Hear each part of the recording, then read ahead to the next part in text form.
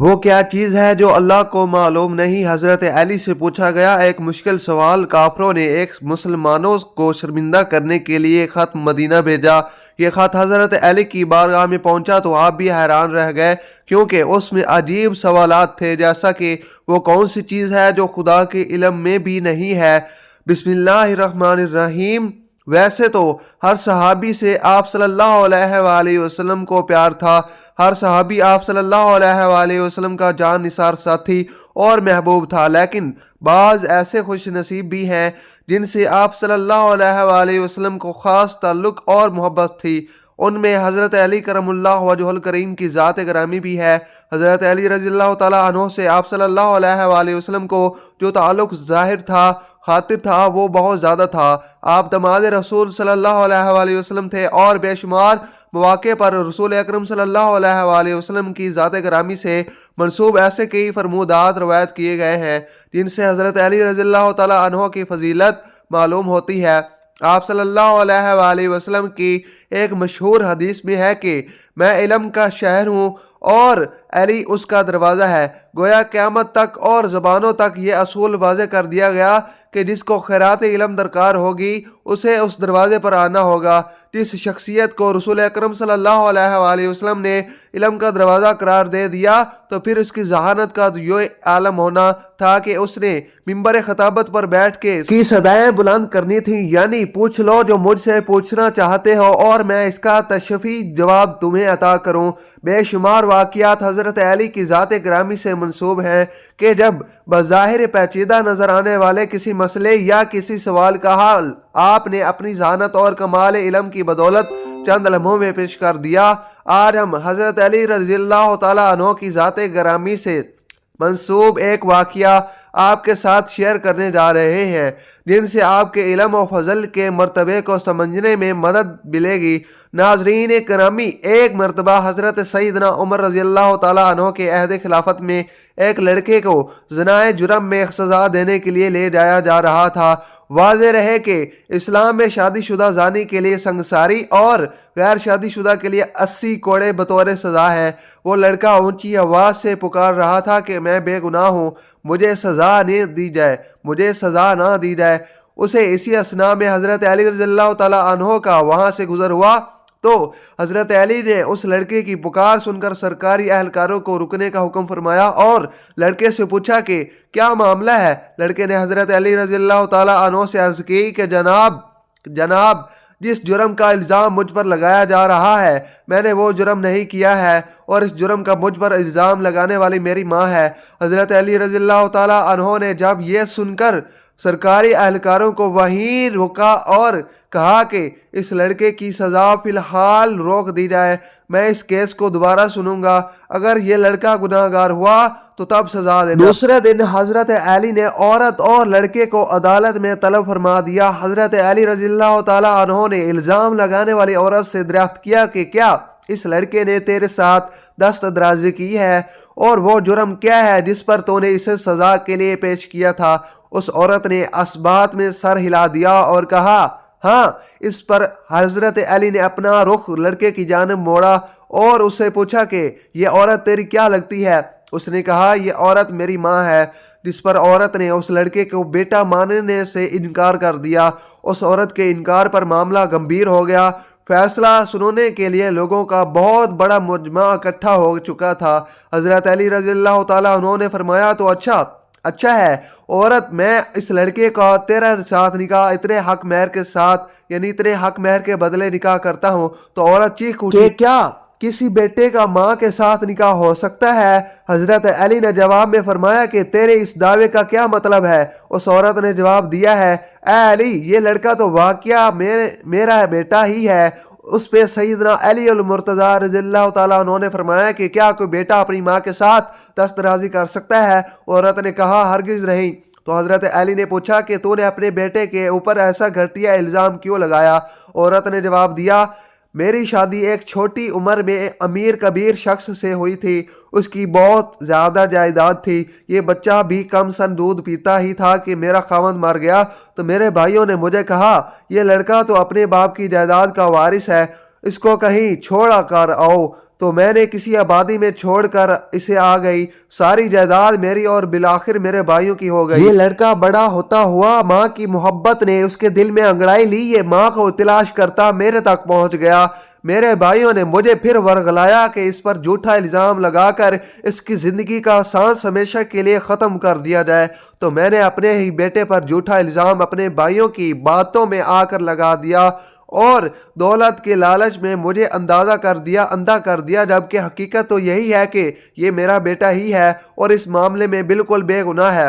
جب اس واقعے کا علم امیر المومنین سیدنا عمر بن خطاب رضی اللہ تعالیٰ عنہ کو ہوا تو حضرت عمر رضی اللہ تعالیٰ عنہ نے فرمایا کہ اگر آج علی نہ ہوتے تو عمر ہلاک ہو جاتا۔ اور ناظرین، یوں حضرت علی رضی اللہ تعالیٰ عنہ نے اپنی ذہانت کے بل بوتے پر ایک پیچیدہ مسئلے کی گرہ کھول دی اور ایک بے گناہ کو سزا ملنے سے بچا لیا۔ مناقب علی میں علامہ ابن جوزی لکھتے ہیں کہ حضرت عمر فاروق جب خلافت کی مسند پر بیٹھے تو انہوں نے یہ بات کس وقت کہی تھی کہ میں اس مشکل وقت سے اللہ تعالیٰ کی پناہ چاہتا ہوں جس کے حل کرنے کے لیے حضرت علی رضی اللہ تعالیٰ عنہ میرے پاس موجود نہ ہو۔ اس کے جواب میں علامہ صاحب خود ہی لکھتے ہیں، ایک دفعہ کیسر روم میں چند سوالات لکھ کر مسلمانوں کے خلیفہ حضرت عمر کے پاس بھیجے۔ سوالات ایسے تھے کہ جن کا جواب روم میں بھی کسی کے پاس نہ تھا۔ ان سوالات کا مقصد مسلمانوں کو شرمندہ کرنا تھا کہ مسلمان اپنے دین سے متفر ہو جائیں۔ چنانچہ مسجد نبوی میں عظیم صحابیوں کی محفل جمی ہوئی تھی۔ کیسر روم کا ایک قاصد آیا اور خط پڑھنا شروع کیا۔ خط کی تحریر کچھ یوں تھی کہ بادشاہ روم نے لکھا تھا کہ یہ خط ہے بادشاہ روم کیسر بنی الاصغر کے وقت کے خلیفہ حضرت عمر کی طرف کہ میں نے جو سوالات لکھے ہیں مجھے ان سب کے جوابات بتا دیجئے۔ نمبر 1، وہ کون سی چیز ہے جس کو خدا نے تخلیق نہیں کیا؟ نمبر 2، وہ کون سی چیز ہے جو خدا کے علم میں ہی نہیں ہے؟ نمبر 3، وہ کون سی چیز ہے جو اللہ تعالیٰ کے پاس نہیں؟ وہ کون سی چیز ہے جس کے سب بال ہی بال ہیں؟ وہ کون سی چیز ہے جس کا صرف منہ ہی منہ ہے؟ وہ کون سی چیز ہے جس کے صرف پاؤں ہی پاؤں ہیں؟ اور وہ کون سی چیز ہے جس کی صرف آنکھیں ہی آنکھیں ہیں؟ وہ کون سا بندہ ہے جس کا خاندان نہیں؟ وہ کون سی چیز ہے جو شکم مادر میں نہیں؟ وہ کون سی بے جان چیز ہے جو سانس لے سکتی ہے؟ وہ کون سی چیز ہے؟ وہ کون سی بے جان چیز ہے جو سانس نہیں لے سکتی؟ ناقوس کی آواز کا معنی کیا ہے؟ وہ کون سی چیز ہے جس نے ایک مرتبہ پرواز کی؟ وہ کون سی چیز ہے جس پر صرف ایک بار سورج چمکا؟ وہ کون سا درخت ہے جس کے سائے کو تیز رفتار سوار 100 سال دوڑ کر بھی عبور نہیں کر سکتا؟ وہ کون سا درخت ہے جو دھوپ اور پانی کے محتاج نہیں؟ دنیا میں اس کی مثال کیا ہے؟ جنت کے برتن دن میں مختلف قسم کے کھانے ہوتے ہیں، جنتی لوگ ایک دوسرے سے ملتے ہیں۔ دنیا میں اس کی مثال کس طرح کی ہے؟ جنت کے سیب سے حوریں برآمد ہوں گی لیکن ان میں ذرا بھی کمی نہیں ہوگی۔ دنیا میں اس کی مثال کیا ہے؟ جنت کی چابیاں کیا ہیں؟ حضرت عمر نے خط پڑھتے ہی فرمایا کہ اس کا جواب تو صرف برادر رسول باب العلم حضرت علی رضی اللہ تعالیٰ عنہ ہی دے سکتے ہیں۔ چنانچہ خط ان کی طرف بڑھا دیا گیا۔ حضرت علی رضی اللہ تعالیٰ عنہ نے لکھا، بسم اللہ الرحمن الرحیم، ماہ بعد تیرا خط وصول ہوا۔ اپنے رب اور اپنے پیارے پیغمبر حضرت محمد مصطفیٰ صلی اللہ علیہ وآلہ وسلم کی برکت سے آپ کو ان سوالات کے جوابات دے رہا ہوں۔ وہ چیز جو مخلوق کے خدا نہیں وہ خود خدا ہے کہ جس کو اللہ نے پیدا ہی نہیں کیا۔ وہ چیز جس کا اللہ تعالیٰ سے کوئی تعلق نہیں، وہ یہ بات ہے کہ اللہ تعالیٰ کا فلاں بیٹا ہے، حالانکہ خدا واحد ہے، خدا نہ کسی کی اولاد ہے نہ خدا کی کوئی اولاد ہے۔ وہ چیز جو اللہ تعالیٰ کے پاس نہیں وہ ظلم ہے۔ اللہ تعالیٰ کا فرمان ہے کہ خدا اپنے بندوں پر کبھی ظلم نہیں کرتا۔ وہ چیز جو صرف بال ہی بال ہے وہ ہوا ہے۔ وہ چیز جس کا صرف منہ ہی منہ ہے وہ آگ ہے۔ وہ چیز جس کا صرف پاؤں ہی پاؤں ہے وہ پانی ہے۔ جس چیز کی صرف آنکھیں ہی آنکھیں ہیں وہ سورج ہے۔ وہ شخص جس کا کوئی خاندان نہیں ہے وہ صرف حضرت آدم علیہ السلام ہے۔ وہ چیز جو شکم مادر میں نہیں رہی 5 یہ ہیں۔ نمبر 1، حضرت آدم علیہ السلام۔ نمبر 2، حضرت حوا علیہ السلام۔ نمبر 3، حضرت اسماعیل علیہ السلام کی قربانی کا دمبا۔ نمبر 4، حضرت موسیٰ علیہ السلام کا عصا۔ اور نمبر 5، حضرت صالح علیہ السلام کی اونٹنی۔